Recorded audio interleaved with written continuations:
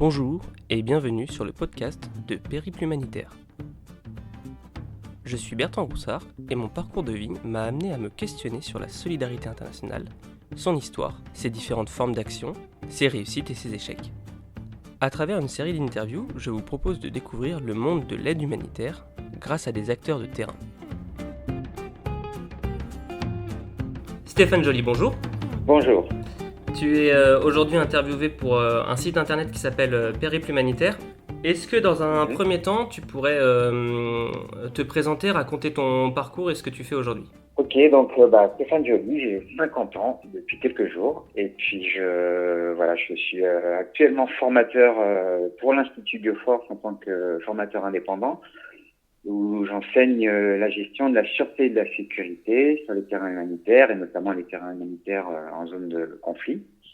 J'ai moi-même effectué des études à Bioforce quand j'étais tout jeune, à 20 ans, où j'étais formé au métier de la logistique. D'accord. Est-ce que tu peux nous raconter un petit peu ce que tu as fait après ta formation à Bioforce ? Donc j'ai suivi Bioforce très jeune, 20 ans c'est jeune pour s'engager sur les terrains humanitaires. Et je suis parti assez rapidement en mission humanitaire après ma formation à Vénissieux, qui a duré 9 mois, une formation donc en logistique. Et je suis parti très jeune pour une petite ONG qui n'existe plus aujourd'hui, je peux en parler librement d'ailleurs, qui s'appelait Équilibre, et une ONG lyonnaise. Et je suis parti donc pour une mission de 9 mois au Kurdistan irakien, juste après la première guerre du Golfe, sur un programme de distribution de nourriture dans les écoles, donc de distribution de repas chauds dans les écoles kurdes, avec 20 000 bénéficiaires, 20 000 enfants bénéficiaires de cette aide. Et donc voilà, je suis parti quelques mois après la fin de ma formation. J'ai fini ma formation en juin, je suis parti en décembre. Et j'ai été accueilli par les équipes d'Équilibre à Halabja, au Kurdistan irakien, pour le 31 décembre. Donc ma première journée là-bas, c'était une soirée de fête, en fait. Voilà. Donc ça, c'était ta première mission. Est-ce que tu as continué après ? Tout à fait. Je suis rentré de mission. J'étais normalement appelé sous les drapeaux pour faire mon service militaire que j'ai repoussé au maximum, et je suis reparti en Bolivie pour une mission d'installation d'hôpitaux de campagne suite à une grosse épidémie de choléra. Donc c'était une petite mission parce qu'on n'était que deux expatriés français. On est parti là-bas d'une part pour identifier des endroits où on pouvait installer nos hôpitaux de campagne qui avaient été donnés par le ministère de la Santé français et le ministère de la Défense français en collaboration avec le ministère de la Santé bolivien. Et donc je suis parti là-bas, d'abord pour identifier des zones d'installation, après monter les hôpitaux, former les équipes de logisticiens. Et donc c'est une mission qui m'a permis de respirer un petit peu entre deux missions en Irak, parce que je suis reparti au Kurdistan irakien à l'issue de cette deuxième mission en Bolivie. Et est-ce que tu peux nous décrire un peu le contexte ? Donc, ce sont des missions qui se sont déroulées, si je ne me trompe pas, dans les années 90. Tout à fait. Et à l'époque, j'imagine que le mode opératoire humanitaire était déjà assez différent de ce qu'on peut connaître aujourd'hui. Tout à fait, notamment le mode opératoire dans les missions d'urgence, puisque on a quand même un petit peu essuyé les plâtres à l'époque du haut de nos 20 ans, parce que c'est vrai qu'il n'y en avait pas beaucoup de procédures de sécurité mises en place. Donc c'était un peu l'aventure entre guillemets sur des contextes tendus, difficiles, dangereux parfois. Aujourd'hui, heureusement, on arrive à enseigner l'analyse des risques aux futurs humanitaires, à leur montrer qu'il y a une approche importante à avoir au niveau de la sécurité. À l'époque, on faisait avec ce qu'on appelle le bon sens. Mais on s'est bien rendu compte que le bon sens individuel, ça suffit pas. C'est pas le bon sens individuel qui va permettre de mettre en place un cadre de sécurité. Il faut pouvoir suivre en équipe des règles et des procédures bien définies pour pouvoir travailler et vivre en toute sécurité, puisqu'on travaille et on vit également sur le terrain. C'est du H24. On travaille avec son équipe, on retrouve le soir. Tout ça, voilà, il faut que ce soit structuré, adapté, pensé pour qu'on puisse travailler et vivre dans les meilleures conditions de sécurité. Donc tu parles beaucoup de sécurité, tu es formateur toi-même en sécurité. Est-ce que tu as fini par te spécialiser dans ce domaine-là grâce à tes missions? Complètement, j'ai été très sensibilisé au niveau de la sécurité parce que, une fois encore, comme je te le disais, j'ai essuyé quelques plâtres, hein, puisqu'il n'y avait pas vraiment de cadre de gestion de la sécurité à l'époque.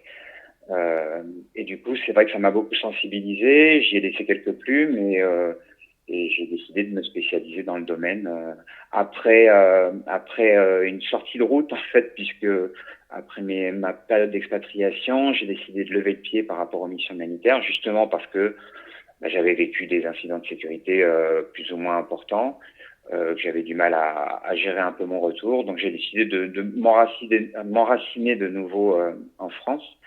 Et j'ai quitté l'humanitaire pour aller travailler dans l'urgence sociale. Et je suis devenu coordinateur des équipes du SAMU social de Paris, coordinateur et régulateur. Et donc j'ai travaillé là-bas pendant 4 ou 5 ans pour me poser, pour faire le point. Et c'est après que j'ai décidé de revenir vers l'humanitaire après mon expérience au SAMU social, où j'ai trouvé d'ailleurs beaucoup de points communs entre les deux, parce que oui, on travaille, SAMU social, on travaille de nuit dans un Paris un peu particulier, avec des missions de nuit qui commencent le soir, qui terminent au petit matin, et avec des équipes qui sont sollicitées, qui sont éprouvées.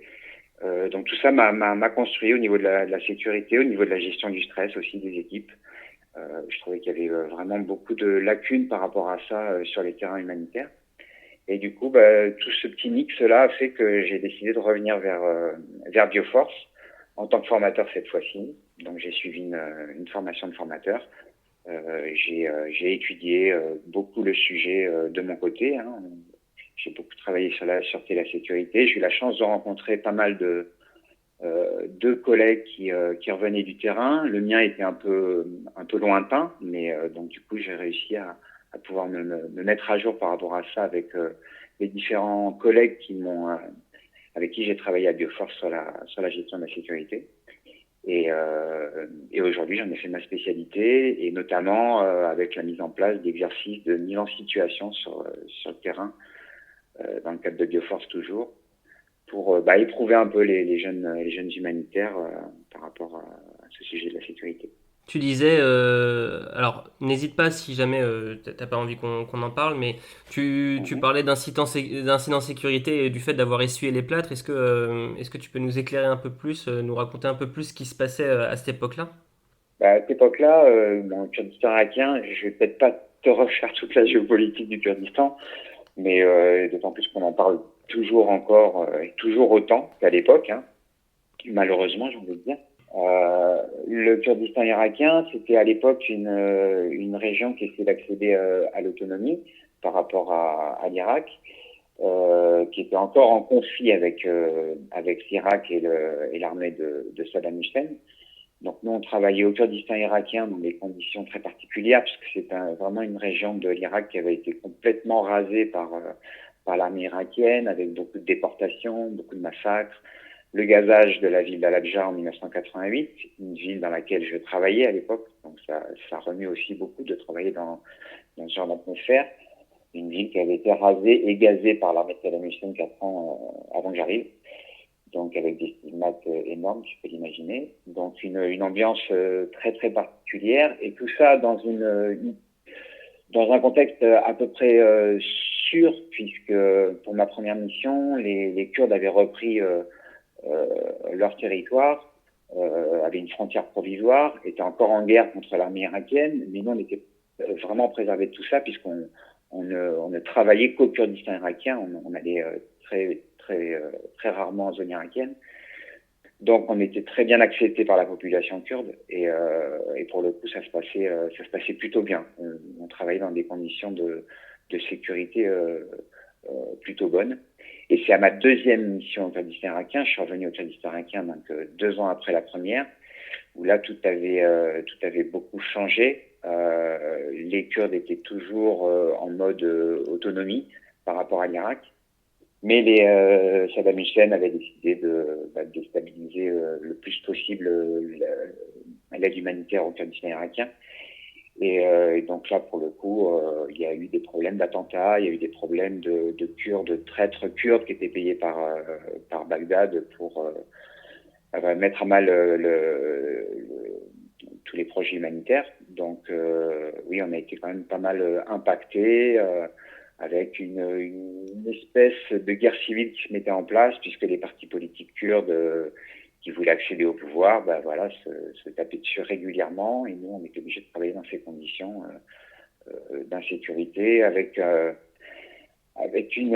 rythme difficile à suivre puisqu'on pouvait très bien travailler tranquillement pendant 2-3 jours, faire nos distributions alimentaires, parce que je suis retourné là-bas pour ensuite travailler avec une ONG qui s'appelle CARE Australie, et on faisait des distributions alimentaires de masse, avec 450 000 bénéficiaires, et donc beaucoup de déplacements sur le terrain, donc on pouvait tranquillement faire nos distributions pendant 2-3 jours, et puis pendant 2 jours, on était bloqué à la maison parce qu'il y avait des combats dans les rues de la ville, parce qu'il y avait des checkpoints qui fleurissaient un peu partout et il y a un sentiment d'insécurité qui s'installait. Donc c'était très, très compliqué à gérer parce qu'on avait des périodes plutôt calmes, on va dire, et plutôt sûres, et puis des périodes très compliquées avec oui, des conflits armés à gérer au milieu de nos distributions alimentaires. Donc tout ça fait que émotionnellement, c'était quand même très très compliqué. Et donc j'ai subi quelques incidents avec des combats qui éclatent en centre-ville alors que tu es en train de rentrer à la maison tranquillement et ton chauffeur accélère et ton chauffeur évite les quartiers où ça tire et puis ton chauffeur te dit au bout d'un moment on peut pas rejoindre la maison parce que ça tire autour de la maison, donc on va se mettre à l'abri dans le bâtiment des Nations Unies. Voilà, tout ça se passe pendant une journée, quelques heures, on est mis à l'abri en sécurité dans une cave et on attend que ça passe. Et puis le lendemain, il faut reprendre le boulot normalement, si normalement qu'on peut. Donc voilà, émotionnellement, c'était très compliqué à vivre parce que il n'y avait pas c'était un contexte, comme on dit, très volatile, quoi, qui pouvait dégénérer en quelques minutes, des fois, quelques heures, le plus souvent. Et tout ça, c'est compliqué à gérer, surtout à un jeune âge avec peu d'expérience. Bah, c'est sûr. D'autant que j'ai le sentiment que, comme tu disais, vous avez essuyé les plâtres. Aujourd'hui, ce genre de situation, les humanitaires les évitent le plus possible et ce sont plus vraiment des histoires qu'on entend chez les humanitaires actuellement.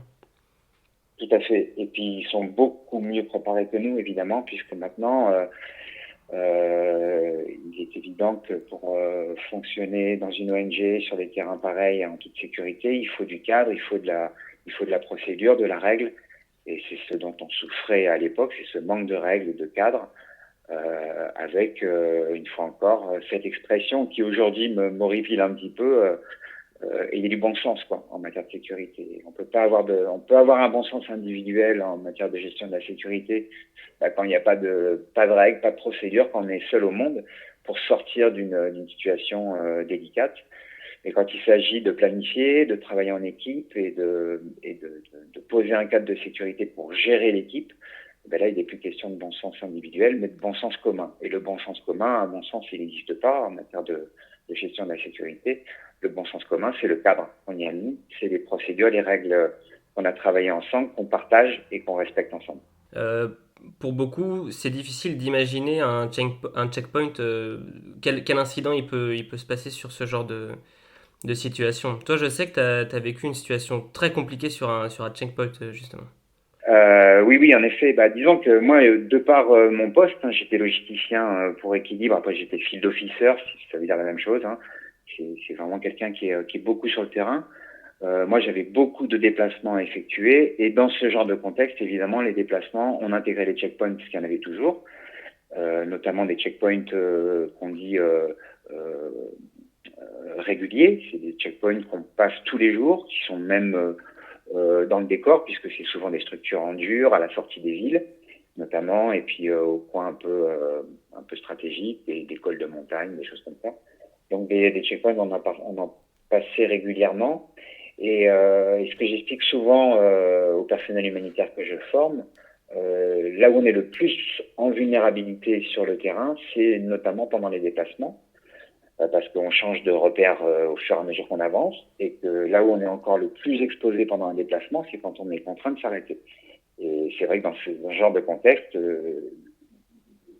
on est contraint de s'arrêter, notamment quand il y a des checkpoints, des gens en armes qui vous arrêtent pour vous contrôler. C'est pas une attaque de convoi, c'est un checkpoint, c'est une police, c'est une armée, ça peut être une douane. En tout cas, c'est des gens en armes qui vous obligent à vous arrêter pour vous contrôler. Donc l'idée, c'est de passer ce contrôle le plus rapidement possible, parce qu'une fois encore, là où on est le plus vulnérable sur ce genre de contexte, c'est précisément à ce moment-là où on est obligé de s'arrêter à côté de gens en armes, hein, donc avec une menace immédiate potentielle, si par hasard ce checkpoint venait à se faire attaquer. Donc on développe évidemment des procédures par rapport au passage de checkpoint, qui sont des procédures standards qui sont applicables à tous les contextes par n'importe quel personnel humanitaire. Et parce que oui, un checkpoint peut mal se passer si on a mal analysé la situation, si on a pris la route un jour où il fallait pas la prendre, et tout peut vite basculer. Donc moi j'étais confronté en effet, oui, à des passages de checkpoint compliqués, difficiles, comment dire, dangereux, je vais dire, puisque les incidents que j'ai pu subir lors de passages de checkpoint, c'était souvent avec l'armée irakienne en face de moi. Pas l'armée kurde, ça se passait bien en général. Mais c'était qu'on passait en zone irakienne, là ça devenait très compliqué, oui, avec les contrôles de l'armée irakienne. Alors quand tu dis que c'est compliqué, c'est quoi? C'est que les personnels vont être un peu plus exigeants, vont vous faire patienter plus longtemps, ou il peut arriver carrément qu'il y ait des Oui, tirs des fois. ils essaient de nous mettre des contraintes, hein. Ils ont pas trop envie de nous voir travailler chez l'ennemi kurde. Donc forcément, ils essaient de nous mettre des bâtons dans les roues. Et moi notamment, j'étais responsable de l'approvisionnement en énergie à l'époque pour Care Australie. Et donc j'avais tendance à me déplacer en zone irakienne régulièrement pour aller chercher notamment des bouteilles de gaz. Donc c'était des convois de camions avec des bouteilles vides qu'on allait remplir en Irak, qu'on ramenait au Kurdistan. Donc forcément le trajet retour, oui, les Irakiens essayaient de nous mettre des bâtons dans les roues. Et moi, j'ai été confronté, oui, à des scènes un peu terribles, à des checkpoints, avec des femmes kurdes qui se font battre au sol à coups de tuyaux d'arrosage parce qu'elles ont essayé de passer 3 salades. Nous, on avait des armes de mission, on avait des camions qui étaient avec des logos UN dessus, de Nations Unies, donc on passait évidemment facilement par rapport à ces gens-là. Mais ça pouvait être compliqué. Moi, j'ai le souvenir d'un passage des checkpoints très difficile où mon chauffeur kurde, pendant que notre camion était en train de se faire remplir de bouteilles de gaz à Kirkouk en Irak, lui était allé faire des courses, me l'avait pas dit, avait planté de la nourriture dans la cabine du camion. Et puis on arrivait à un checkpoint avec un garde républicain de Saddam Hussein un peu zélé qui a fait fouiller notre camion, qui a fait fouiller la cabine, et le soldat est tombé sur la nourriture de mon chauffeur, qui a été menacé directement par un pistolet, par le garde républicain, qui l'a insulté, qui l'a traité de voleur. Et j'ai dû m'interposer en faisant croire que cette nourriture m'était destinée, que j'étais humanitaire, donc je devais pas être traité de la même façon. Enfin voilà, j'ai menti, j'ai essayé de sauver un peu mon chauffeur qui s'était gravement mis en difficulté. Et ça dure, 10 minutes, un quart d'heure, mais c'est des charges d'adrénaline énormes parce qu'on ne sait jamais comment ça peut se terminer. Et donc des checkpoints comme ça, j'en ai vécu quelques-uns. Et forcément, on y laisse quelques plumes, quoi. Surtout quand on n'a pas d'outils et de recettes pour gérer ce genre de situation. Alors justement, tu rentres de ces missions-là. Tu parles effectivement d'incidents de sécurité qui peuvent perturber les humanitaires, toi y compris. Et comment est-ce que tu Ouais. réagis à ça? T'en parles, t'essaies d'en parler parce que tu en parles à ta famille, à tes amis, à tes anciens collègues. Alors tes anciens collègues, ils vont savoir à peu près de quoi tu parles. Et encore, ça dépend des terrains que eux ont vécu dans leur première mission. Par contre, à tes amis, la famille, là, c'est bien compliqué parce que tu leur parles de science-fiction, quoi. Tu parles du haut de tes 22 ou 24 ans, de terrain avec des hommes en armes partout, avec des attentats, avec des attaques, avec une misère absolue, avec des camps de réfugiés à perte de vue, avec des villages rasés, détruits.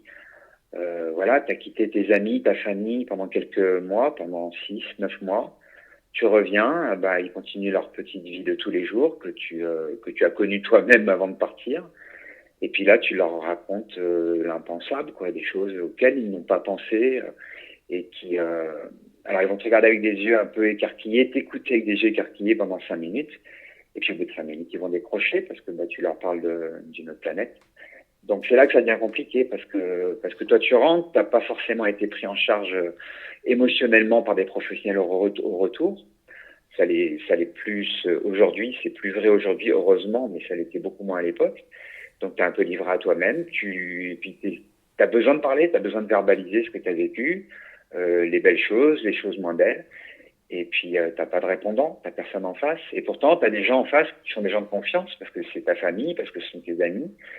Et pourtant, malgré tout, ils déconnectent très vite parce que tu leur parles d'une chose qu'ils n'ont même pas imaginé, quoi. Donc toi, en 9 mois, tu as pris une sacrée expérience, tu as vécu des choses assez incroyables et tu te retrouves presque face à un mur parce que tu peux pas en parler. Et alors que émotionnellement et dans une démarche psychologique, on va dire, c'est bien de pouvoir en parler, quoi. Et là, t'as personne. Donc tu fais quoi? Soit tu te sens pas bien, tu te sens déstabilisé parce que tu te sens plus trop chez toi, tu te sens complètement décalé. Et le risque, c'est que tu repartes rapidement en mission humanitaire sans avoir pu digérer ta première mission. Et c'était un peu le lot de tous mes collègues qui étaient autour de moi à cette époque-là, qui avaient tendance à se sentir pas à l'aise en France à leur retour et du coup qui avaient tendance à repartir et repartir encore et cumuler les missions et puis de temps en temps se retrouver en burn-out au bout de quelques mois ou quelques années parce qu'on n'a pas pris le soin de s'occuper de soi, de se poser, de prendre du recul, de remettre un peu les compteurs à zéro avant de repartir. Et c'est pour ça que moi ça m'a beaucoup sensibilisé parce que j'ai eu beaucoup de témoignages dans ce sens-là. Et c'est là que j'ai commencé à imaginer que ce serait peut-être bien de prendre en charge les aidants, d'aider les aidants, plutôt de les laisser errer entre deux missions et pour finir par repartir dans des conditions émotionnelles et psychologiques qui sont pas forcément top, pour pouvoir imaginer repartir dans des conditions, dans des contextes un peu particuliers, quoi. Et donc, qu'est-ce que tu as décidé de mettre en place justement pour aider les aidants? Alors, c'était une idée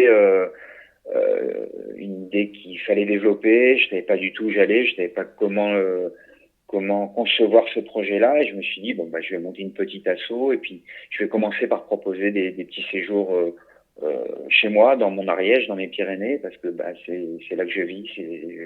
Je connais bien la zone. C'est une zone de montagne agréable. Il n'y a pas grand monde où on peut facilement se restaurer et se reposer.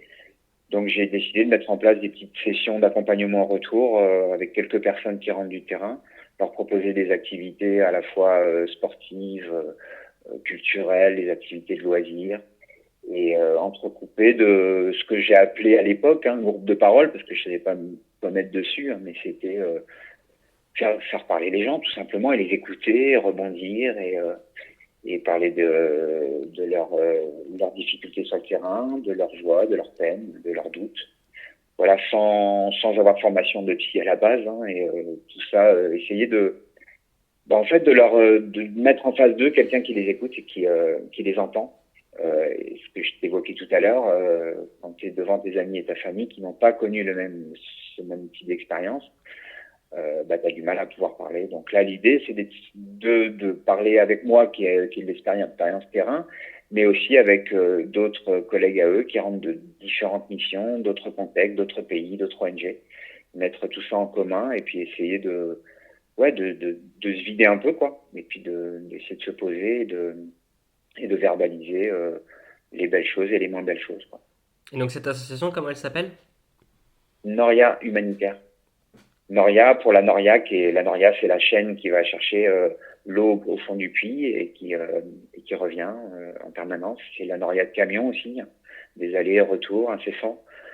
Voilà, Noria Humanitaire, en clin d'œil à ce personnel humanitaire qu'on connaît pas bien dans le monde civil et qui fait beaucoup d'allers-retours, beaucoup d'allers-retours entre la base et l'ailleurs. Et donc avec un retour des fois qui est pas forcément évident. Et souvent j'alerte un peu mes stagiaires quand je dispense des cours de sécurité en leur disant voilà on est en mode préparation au départ puisque on vous passe un enseignement pour que vous soyez prêts au départ et que vous essuyez pas trop de plate justement en arrivant sur le terrain. Mais on parle beaucoup moins du retour. Et moi, je leur demande de mettre dans un petit coin de leur tête cette problématique du retour, qui peut être une problématique, en se disant, OK, là, je suis motivé, j'ai envie de partir, je vais tout donner pour décrocher une première mission et partir à l'étranger aider. Mais il faut que je pense à m'aider un peu moi au retour parce qu'après quelques mois de mission dans un contexte complètement particulier, avec des responsabilités particulières, avec un mode de vie particulier, une fois encore, travailler, vivre en équipe, H24, ça peut être compliqué. Donc pensez à votre retour, votre descente d'avion quand vous rentrerez de ce genre de contexte. Vous avez travaillé et vécu pendant 6-9 mois ou plus. Voilà, il va falloir gérer un peu un manque, un vrai manque, parce que on peut parler d'addiction pour certaines missions humanitaires, et c'est vrai que l'adrénaline qu'on apprend à maîtriser au jour le jour sur le terrain, elle est plus là quand on rentre en France, quoi. Il y a une espèce de vide complet, une espèce de grand précipice sous les pieds là, et ça peut être compliqué à gérer. Et donc, Noria Humanitaire, tu étais tout seul à gérer cette association. Qu'est-ce que vous avez fait également pour faire bouger les lignes dans le monde de l'humanitaire? Disons qu'il y a eu ce premier colloque qui a été mis en place au Mas d'Asile dans les années 90 avec la plupart des grandes ONG françaises représentées. Et après, oui, il y a des préparations au départ qui sont mises en place systématiquement dans les ONG. Il y a aussi des débriefings techniques et émotionnels qui ont été aussi formalisés au retour de mission des expats. Mais moi, je voulais prendre en charge la suite parce que le débriefing technique, évidemment, c'est propre à chacune des ONG. Le débriefing émotionnel aussi. Maintenant, la plupart des ONG ont des psys au retour pour débriefer, comme ils disent, à chaud un peu les humanitaires en retour de mission. Mais il y a la suite. La suite, le retour de mission, c'est pas je rentre une semaine ou 15 jours et je repars. Le retour de mission, en général, c'est je rentre de mission, je suis débriefé par mon ONG, et puis après, je fais quoi? Je me pose où? Je me pose comment? Qu'est-ce que j'ai à gérer? Est-ce que j'ai suffisamment d'argent pour me poser suffisamment de temps pour décompresser, me restructurer un peu et repartir dans de meilleures conditions? Moi, je savais pertinemment que ça, les ONG ne le proposaient pas et que c'était peut-être pas dans leurs prérogatives. Mais moi, je me suis dit, là, il y a un manque. Il y a un manque, c'est assurer la transition entre deux missions, qui peut être un peu longue pour certains.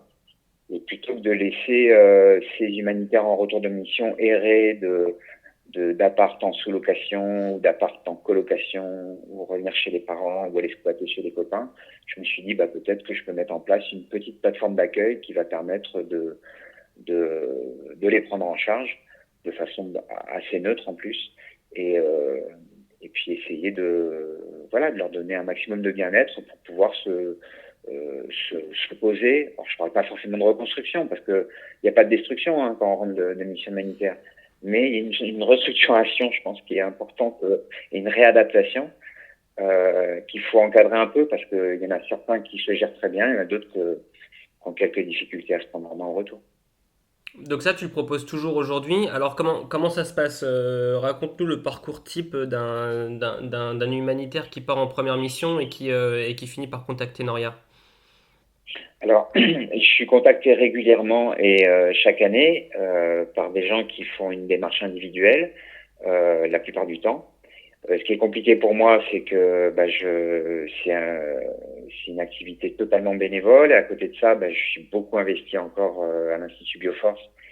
Donc géographiquement, je suis loin de mon lieu de travail puisque je travaille à Lyon et je vis dans l'Ariège, donc sud-ouest de la France, dans les Pyrénées. Donc je fais des sessions de formation à Bioforce, mais qui me conduisent à être très régulièrement sur la route. Je fais beaucoup d'allers-retours tous les mois pendant l'année scolaire. Et du coup, c'est compliqué pour moi seul de pouvoir mettre en place ce genre de session. Donc j'arrive à bricoler parce que c'est du bricolage, parce que c'est du bénévolat, parce que j'ai pas de moyens. si ce n'est mon engagement. Donc du coup, j'accueille des gens dans un gîte, ils sont hébergés, et puis on fait un programme sur une semaine adapté au nombre de personnes présentes. Et donc c'est de la randonnée montagne, des bivouacs en montagne, des vols en parapente. Je suis aussi pilote de parapente et biplaceur, donc j'emmène ces gens-là faire des vols en montagne et prendre un peu de recul pour le coup sur le monde en prenant un peu d'altitude. Et c'est une activité qui est assez géniale et qui détend vachement et qui délie la langue aussi beaucoup. Et on parle beaucoup en vol. Et voilà, et puis avec des visites de châteaux cathares, de grottes préhistoriques, des petits concerts le soir dans des cadres associatifs. Et tout ça permet de se poser, de vraiment de respirer, comment dire, oui, de se réadapter un petit peu dans des conditions sereines, sympas. Et l'idée, c'est de pouvoir faire toutes ces activités, occuper un peu l'esprit, occuper la tête, et en même temps se lâcher le soir autour d'un bon repas et bien discuter, bien échanger sur ses missions, sur ses expériences. Donc j'essaie de mettre en place ce genre de session 1 ou 2 fois par an avec 5, 6 personnes. Ça m'est arrivé d'accueillir des gens seuls aussi qui avaient besoin de se poser mais qui n'étaient pas forcément dispo pour les dates que je proposais pour de l'accueil de groupe. Donc voilà, je fais quelque chose d'assez artisanal mais qui à mon sens est utile. Même si j'aimerais avoir un peu plus de moyens, un peu plus de temps pour pouvoir développer ça et peut-être accueillir des gens plus régulièrement et en plus grand nombre, quoi. Voilà, tout en respectant quand même un groupe assez restreint avec maximum 6-7 personnes pour pouvoir s'occuper de tout le monde convenablement, quoi. Et justement, ce modèle-là, est-ce que d'autres personnes s'en sont inspirées et ont créé des choses similaires ou est-ce que tu... Bonne question. Bonne question, Bertrand. Chaque année, j'ai des stagiaires à moi qui viennent, qui sont même pas encore partis en mission et qui trouvent que c'est primordial et qui veulent monter leur petit truc en me disant, dans 2-3 missions, peut-être que je vais me poser dans les Cévennes ou dans le fin fond de la France pour accueillir un peu des gens. C'est une super idée. Il faudrait développer ça. Il faudrait faire développer une toile en France avec quelques spots comme ça disponibles. Donc moi je l'accueille avec sourire parce que je sais que c'est compliqué, je sais que c'est compliqué de sensibiliser les gens par rapport à ça, sensibiliser les ONG, sensibiliser les instituts de formation, sensibiliser les humanitaires eux-mêmes, parce qu'une fois encore, ils y pensent pas forcément et ils sont plus dans le move départ en mission que comment je fais quand je rentre. Et donc moi je suis ravi que chaque année il y ait des gens qui soient sensibilisés à ça. Et toutes les initiatives sont bonnes, quoi. Je pense que il y a une demande, donc il faut y répondre. Alors c'est une demande un peu particulière et les gens n'osent pas forcément demander. C'est compliqué de se dire, là je suis peut-être un peu dans une période de mal-être là. Est-ce que quelqu'un pourrait m'aider?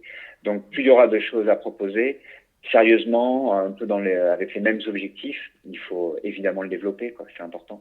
Et les ONG ne le font pas, donc il faut le faire de notre côté. Donc toi, ce sont des séjours sur 1 semaine, si j'ai bien compris. Oui, en général, c'est ce que je propose parce que c'est compliqué de faire plus par rapport au planning de chacun aussi. Et je pense que c'est suffisant. C'est une semaine qui est bien remplie, à la fois avec des plages horaires complètement libres où chacun fait ce qu'il a envie de faire.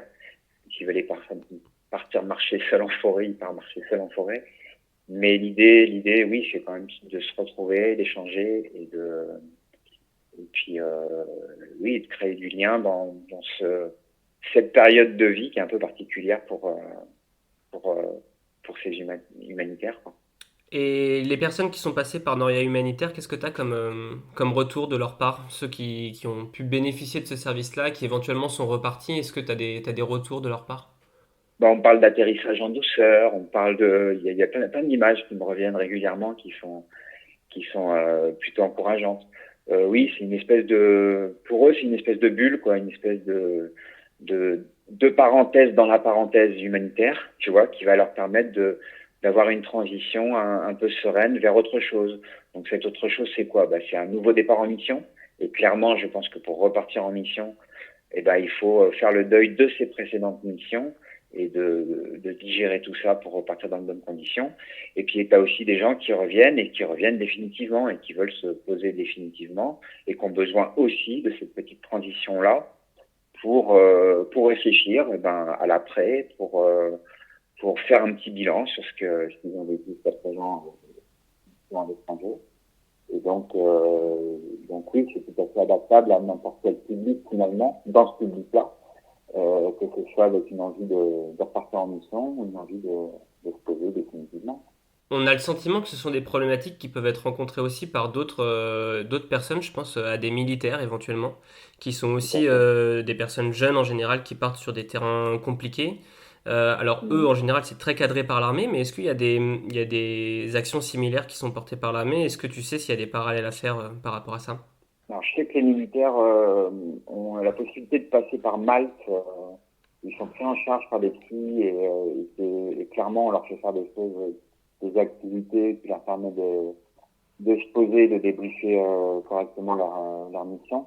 Donc les militaires, oui, ça fait un moment qu'ils sont sensibilisés à ça. C'est clairement pas le même public, mais moi, il m'arrive aussi j'ai passé une formation de sécurité au bureau de l'AFP, l'agence France-Presse de Beyrouth, il y a quelques années, à Lyon. Et on avait beaucoup parlé de ça ensemble à la fin de la session sécu. Le retour et justement sortir d'une zone de guerre et se retrouver dans une zone de paix totale sans aucune menace apparente.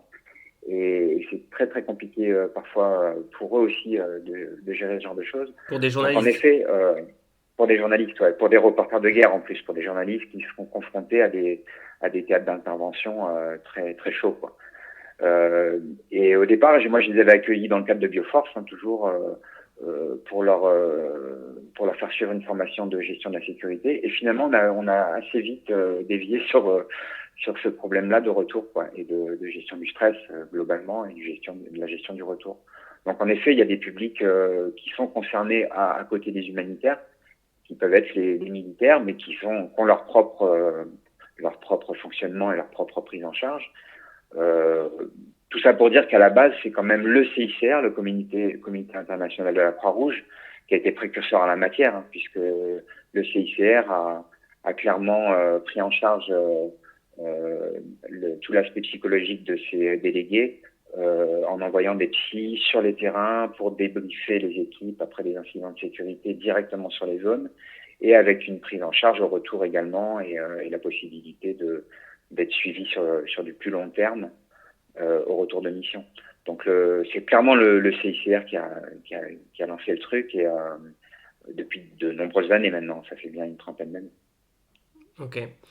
Et donc toi, toute cette question de retour de mission, ça te sensibilise beaucoup, et tu es également formateur, donc justement sur les préparations au départ. Tout à l'heure, tu parlais de mise en situation pratique pour préparer les humanitaires. Dans quelle mesure est-ce que c'est utile, ces mises en situation? C'est utile parce que ça permet dans un jeu, puisque ces mises en situation, en tout cas celles que j'anime, ce sont des mises en situation scénarisées avec un départ sur un terrain pendant une semaine. Ça se fait très souvent aux alentours de Lyon. On emmène nos stagiaires sur le terrain en leur faisant suivre un scénario qui commence dès le départ de l'institution vers la zone d'activité. Ils rentrent dans un scénario, dans des jeux de rôle. Ils partent en tant qu'humanitaires et pas en tant que stagiaires sur un exercice. Ils partent en tant qu'humanitaires pour résoudre une crise humanitaire dans un temps donné. Et du coup, nous, on joue des rôles, nous, l'encadrement, on joue des rôles différents qui peuvent aller du simple réfugié qui vient demander d'aide directement aux humanitaires, aux soldats des Nations Unies qui va les contrôler dès leur arrivée via un premier checkpoint, une armée régulière, une armée rebelle. Ça peut être un banquier dans une ville qui ouvre un compte en banque pour des humanitaires. Ça peut être des tas de mises en situation, donc scénarisées, qui va leur permettre de s'approcher un peu d'une situation réelle. Et dès qu'on touche à la sécurité, donc dès qu'on commence à les mettre en difficulté, à leur mettre sous le nez des menaces qu'on va provoquer nous-mêmes, voilà, ça peut être un checkpoint qui se passe mal parce qu'ils ont une mauvaise attitude. Là, on va leur faire monter la pression, on va les sortir carrément de leur zone de confort.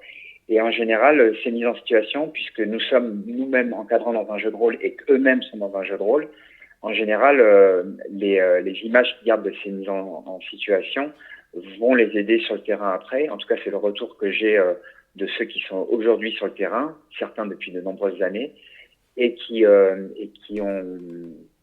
toujours fait référence à ces applications de terrain, à ces mises en situation, dès qu'ils ont eu un incident sur le terrain, en réalité, en me disant, oui, on a été confronté là à des gens en armes un peu surexcités, un peu menaçants, et tout de suite, les images qui nous sont venues, c'est les erreurs qu'on avait commises dans les jeux de rôle à Bioforce, des erreurs qu'on a pu faire dans ce cadre-là, et qu'on ne reproduira pas parce qu'on les a payées déjà à ce moment-là, même dans un jeu de rôle, et qu'aujourd'hui, ça nous serve de point de référence pour aller gérer une situation réelle. Et j'ai eu pas mal de retours, oui, notamment il y a quelques années,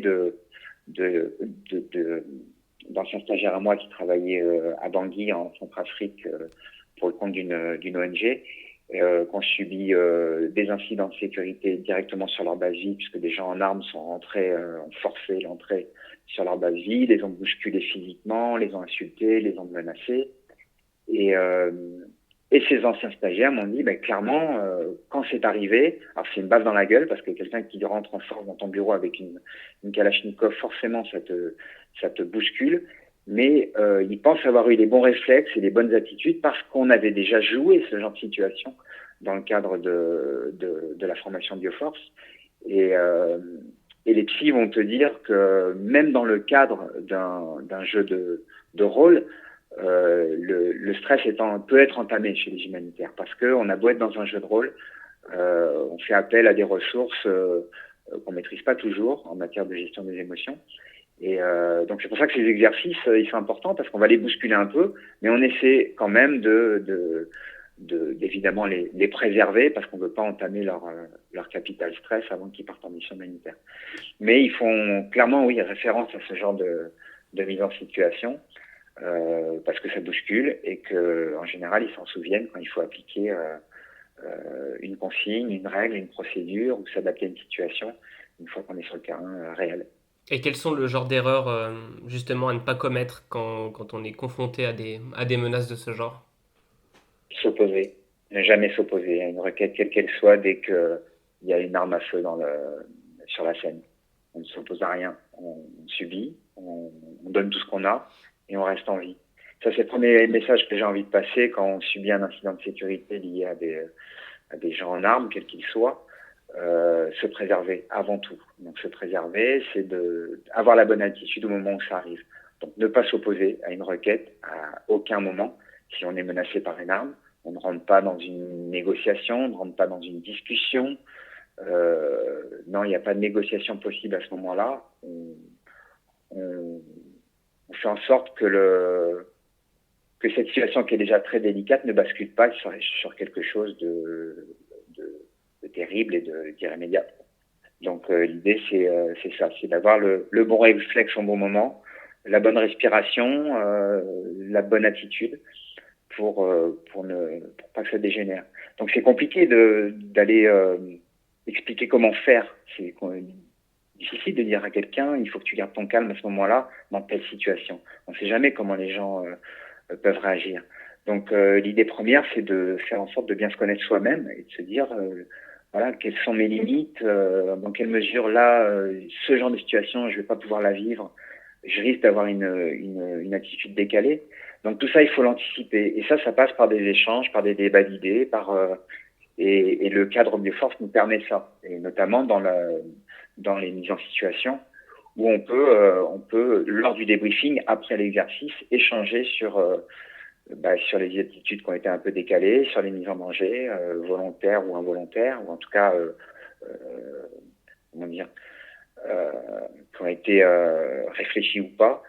Travailler un peu sur tous les aspects réflexes, des réflexes qu'il faut des fois un peu oublier parce que voilà, quand on entend un coup de feu, le réflexe ça peut être de partir en courant et pourtant Ben non, c'est la dernière chose à faire. Si on a entendu le coup de feu, c'est qu'on n'a pas été ciblé soi-même. Donc il faut se mettre en protection tout de suite. Il faut pas partir en courant. Partir en courant, c'est notre petit cerveau reptilien qui nous commandait de faire ça quand on entendait un rugissement au paléolithique supérieur ou qu'on entendait un animal nous courir dessus. On gère pas un tir d'arme à feu de la même façon. Donc voilà, tout ça, ces réflexes qu'on a un peu dans notre ADN depuis des millénaires, des réflexes un petit peu innés, il faut arriver par l'analyse, par la réflexion et par la mise en situation justement à les contrer et de se dire non là j'entends des coups de feu, je vais me mettre à l'abri sous le véhicule et je vais pas partir en courant dans la forêt quoi. Donc voilà, tout ça ça demande du temps, ça demande de l'échange, ça demande de se connaître soi-même pour aussi connaître les autres et pouvoir travailler sur des règles et des procédures qui pourront être suivies par tout le monde sans trop de réflexion et de voilà, il faut arriver à comprendre ces règles, à comprendre ces procédures pour pouvoir tous aller dans la même direction et il n'y a pas de prise d'initiative individuelle qui pourrait mettre en danger le reste de l'équipe, quoi. On parlait de l'évolution de l'humanitaire et du fait qu'il y a une génération qui a un peu essuyé les plates là-dessus. Aujourd'hui, malgré tout, il y a toujours des incidents en sécurité. Est-ce que toi, tu as des retours là-dessus? Est-ce que tu as le sentiment que les incidents de sécurité sont finalement toujours les mêmes ou est-ce qu'il y a une évolution? Est-ce qu'il y a des choses qui ont changé? Les menaces ont changé, évidemment. Après, la façon de procéder, on va dire, d'une faction armée qui va enlever quelqu'un ou qui veut mettre des bâtons dans les roues dans une action humanitaire par exemple, les procédés sont à peu près les mêmes. Après les menaces sont un peu différentes parce que oui, aujourd'hui on a eu Al-Qaïda, on a Daesh, on a toutes ces choses-là. Mais clairement aujourd'hui on pose une analyse des risques, donc on met en place une matrice des risques qui va nous permettre d'analyser des contextes, analyser les acteurs, faire une analyse macro un peu géopolitique de la zone d'intervention, et puis se focaliser de plus en plus sur la zone d'intervention des humanitaires, et du coup, reposer une analyse des risques, identifier des nouvelles menaces. Une analyse des risques, tu peux la poser dans n'importe quel contexte, dans n'importe quelle situation, c'est la même recette à chaque fois. Donc de toute façon, l'idée, c'est d'aller identifier des menaces, voir quelle est notre vulnérabilité, notre exposition en tant qu'humanitaire par rapport à ces menaces, quels sont les risques encourus et quelles sont les règles et procédures à mettre en place pour justement faire diminuer au maximum ce risque. Parce qu'il est évident qu'on n'envoie pas des humanitaires au coupe-gorge, on les envoie plus aujourd'hui, comme ça a pu être le cas à mon époque, dans des situations où il y a trop d'inconnus, où il y a pas assez d'analyse et où on peut les mettre en danger. Donc le cadre a évolué. Le cadre de la gestion de la sécurité a évolué considérablement en plusieurs décennies. C'est ce qui fait la différence. Après, j'ai pas l'impression que les menaces soient pires aujourd'hui qu'il y a 20 ans. Disons qu'elles sont mieux gérées, elles sont mieux analysées et on arrive à poser finalement un vrai cadre de gestion de la sécurité pour que les humanitaires puissent travailler en toute sécurité et que ces humanitaires puissent accéder au final aux populations qui ont besoin de cette aide-là, parce que la finalité du truc, c'est ça, quoi, de pouvoir accéder aux populations, pouvoir aider les gens, tout en restant nous-mêmes en sécurité. Et moi, ce que je mets souvent en avant, et ce que j'ai mis souvent en avant avec, et notamment, c'est là que c'est bizarre, mais au SAMU social de Paris. Au SAMU social de Paris, moi, j'ai clairement alerté ma direction en disant, si vous ne prenez pas soin des aidants eux-mêmes, du moteur, en fait, tout va tomber en panne, quoi. Vous pouvez pas aider des gens si les gens qui sont là pour les aider vont pas bien eux-mêmes et sont pas bien pris en charge. Ils ne peuvent pas travailler en toute sécurité. Donc ça vaut dans l'opérationnel immédiat et dans le cadre de gestion de la sécurité qu'on va mettre dans les opérations du quotidien. Mais aussi, ça doit tenir compte, ça doit prendre en compte l'après, quoi. L'après, parce que on fait intervenir des gens dans des cadres de sécurité un peu difficiles. Il faut pouvoir les prendre en charge au retour parce que forcément, ils ont vécu des choses exceptionnelles. On doit prendre en charge ces choses-là de façon exceptionnelle et adaptée. Est-ce que moi j'ai le sentiment d'avoir fait un peu le tour des questions que j'avais envie de poser. Est-ce que toi il y a un Mhm. point, une question que tu aimerais soulever sur laquelle tu aimerais revenir? Bah, je voulais revenir sur ces, euh, ces, euh, ces initiatives individuelles, en tout cas l'idée de cette initiative individuelle de prise en charge des humanitaires au retour. C'est quelque chose, je te dis, qui revient chaque année. Et c'est normal parce que je pense que la problématique est là. Et elle est là depuis des années. Il y a des gens qui n'y pensent pas parce que ils n'ont pas le temps d'y penser. Et je pense notamment aux ONG qui sont la tête dans le guidon, qui sont dans l'opérationnel, qui sont dans la gestion des ressources humaines énormes parce qu'il y a énormément de turnover dans les ONG et que la gestion de l'après, ça les concerne pas. Donc moi, oui, je veux insister là-dessus parce que je sais qu'il y a des tas d'idées qui se mettent en place chaque année. Il y a des tas de gens qui ont de très bonnes idées pour mettre en place un tissu comme ça de petites initiatives pour prendre en charge ce problème-là du retour. Et il faut vraiment développer la chose parce que j'estime que c'est important. C'est important. On parle de préparation, de formation des humanitaires, de préparation au départ, de gestion de la mission elle-même, mais on parle jamais du retour, quasiment jamais. À chaque fois qu'on parle du retour, on va te parler de réinsertion professionnelle, de réorientation professionnelle, ce qui est hyper important et c'est quand même la base, parce que si tu n'es pas confortable au niveau professionnel en France, bah oui, le risque c'est que tu repartes en mission à l'étranger dans des conditions difficiles. Donc évidemment, il faut prendre en charge ça et donner les moyens. Alors il y a des associations qui s'en occupent très bien, et je pense à Résonance Humanitaire à Paris, qui fait un travail énorme justement pour accueillir les humanitaires au retour de mission, mais plus dans l'optique d'une réorientation professionnelle, beaucoup de conseils, etc. Et, euh, et d'ailleurs, ils m'ont régulièrement envoyé du monde vers Noria Humanitaire en me disant, bah ça, nous on fait pas. Mais là, on en a deux, trois qui sont bien fatigués et qui ont besoin de se poser parce que sinon ils prendront les mauvaises décisions. Ils ont du mal à rentrer dans l'analyse de ce qu'ils ont fait professionnellement. Ils ont besoin de se reposer psychologiquement, clairement, posons les termes. Euh, donc voilà, il y a des choses qui sont faites par rapport à la prise en charge des humanitaires au retour, mais à mon sens pas assez par rapport à ce manque-là, ce petit problème émotionnel que certains peuvent rencontrer au retour.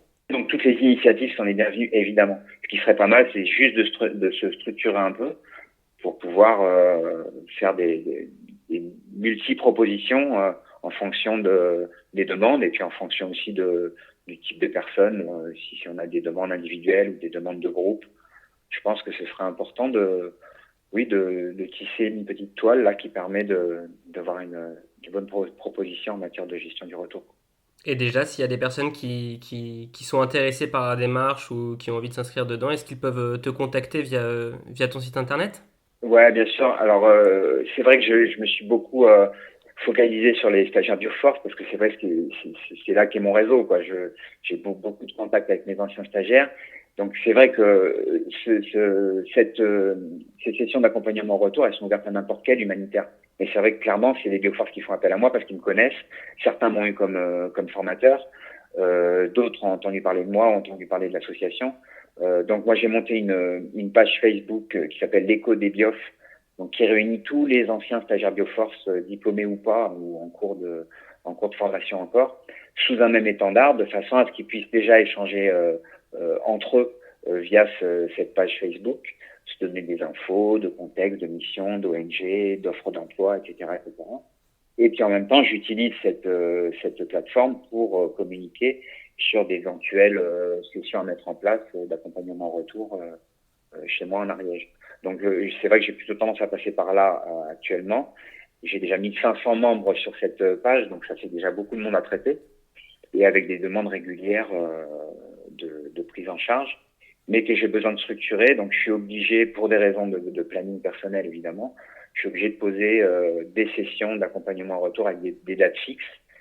Et c'est là que c'est un peu compliqué parce qu'entre novembre et juin, ben, je suis complètement pris dans les activités Bioforce. Et donc c'est plutôt des sessions que j'ai tendance à mettre en place au printemps, été et un peu en automne. Bah, très bien. Voilà. Donc, Écho des Biofs sur la page Facebook. Je suis que sur les réseaux, donc j'ai une page aussi Noria Humanitaire sur Facebook. Et là, pour le coup, qui est ouverte pas qu'aux Bioforce, qui est ouverte à tout le monde. Et l'écho des biofs, qui est plus mon outil de mise en relation entre les bioforces. Donc, je suis un peu le community manager de cette page-là. Et puis Noria, je l'ai mis en place la page Facebook aussi parce que justement, j'avais pas de support internet pour présenter un peu mes activités. Donc, je suis allé au plus simple et j'ai pas de moyens non plus. Donc, voilà. Le Facebook, c'est vrai que ça touche beaucoup de monde. Ça permet de se mettre en relation très très rapidement avec les gens, d'aller les chercher où ils sont. Alors que si j'avais créé une page, un site internet, bon déjà ça coûte du pognon et il faut la gérer, il faut l'entretenir. Et du coup, oui, c'est difficile d'aller chercher les gens. Il faut qu'ils viennent sur ton site. Tandis qu'avec les réseaux sociaux, ce sont des réseaux, donc clairement, oui, je vais aller chercher les gens où ils sont pas. Et sinon, pour conclure, si tu avais des conseils à donner à un humanitaire qui écoute le podcast et qui a envie de se lancer dans l'humanitaire, qu'est-ce que tu dirais? C'est un bon choix. Déjà, il faut se le dire, c'est une expérience hallucinante, mais ça doit rester une expérience, notamment tout ce qui est engagement sur les terrains humanitaires, engagement à l'étranger sur des missions particulières. Il faut l'imaginer comme une expérience. Il faut pas partir sur je vais faire carrière dans l'humanitaire, je vais faire des centaines de terrains, des dizaines de pays.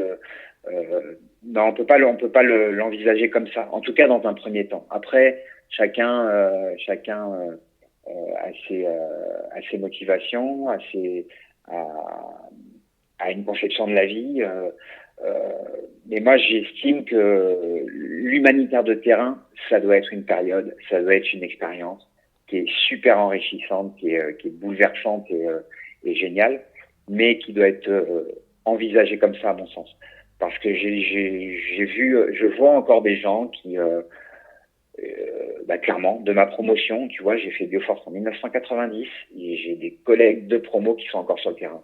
Et certains d'entre eux, je sais qu'ils auront beaucoup de difficultés à se poser, beaucoup de difficultés à s'enraciner. Ils ont pas eu de vie de famille pour le coup, pas de vie amoureuse, pas d'enfants. C'est un choix, mais certains peuvent un peu le subir. Donc moi, je veux juste prévenir les gens en leur disant, il faut vraiment que vous sachiez où vous allez, vous donner un petit plan de route et essayer de vous y tenir. Et notamment en anticipant le retour entre chaque mission et en prenant le temps de prendre du recul, de se poser avant de repartir pour fuir un problème. Il faut repartir pour de bonnes motivations. Faut pas repartir pour fuir quelque chose. Faut pas repartir pour fuir un mal-être. Il faut partir un petit peu comme on est parti la première fois en se disant qu'est-ce que je veux faire, j'ai envie d'aller là-bas, je suis motivé, je suis en forme, je vais bien dans ma tête, je vais bien dans mon corps, je vais donner un peu de moi aux autres, quoi. Mais il faut pas c'est pas un sacrifice humanitaire, quoi. Il faut surtout pas le vivre comme ça, quoi. Ok, très bien. Merci pour tous tes conseils, Stéphane. C'est avec grand plaisir, Bertrand. Si ce podcast vous a plu, vous pouvez également le retrouver sur notre site périplehumanitaire.com, périplehumanitaire.com. Vous y découvrirez également de nouvelles interviews, de nouveaux podcasts. Vous pouvez également nous soutenir sur notre page Tipeee. Et bien sûr, si jamais vous aimeriez voir certains sujets abordés ou certains acteurs être interviewés, n'hésitez pas à nous en faire part directement via l'adresse contact du site. Entre-temps, je vous souhaite une très bonne journée et je vous dis à bientôt.